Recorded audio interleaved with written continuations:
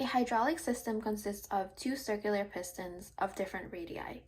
The small piston has a radius of 2 meters. The large piston has a radius of 6 meters. A 12 Newton weight rests on the smaller piston. What weight should be placed on the larger piston to establish equilibrium? Okay, whenever we deal with equilibrium, we need to remember the formula for power of equilibrium, which basically is power of the first system is equal to power of the second system. And apply it to this problem, we have power of the smaller piston, P sub S, equaling to power of the larger piston, P sub L. Now we know that power is going to be equal to the force divided by the area. Okay, so we can rewrite this equation to be equal to force of the smaller piston divided by area of the smaller piston equaling to force of the larger piston divided by area of the larger piston. All right, now we know that a 12 Newton weight rests on the smaller piston. So whenever we have newtons, we know we're dealing with force. So our force for the smaller piston is going to be 12. Now, what's the areas for these?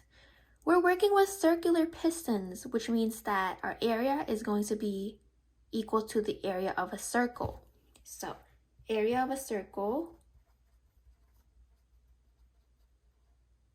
is equal to pi r squared.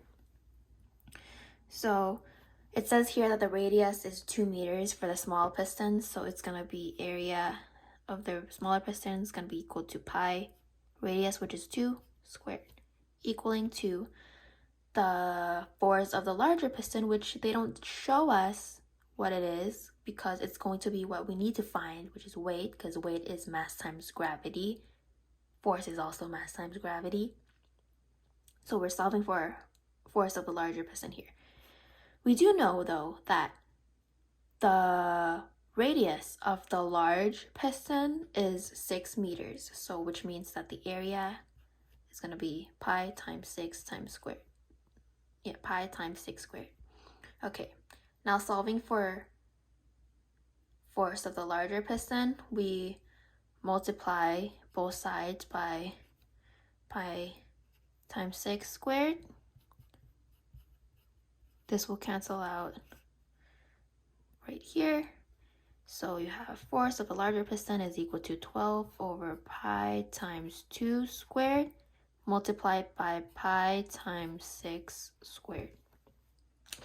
Now you got a calculator. You have 12 over pi times 2 squared multiplied by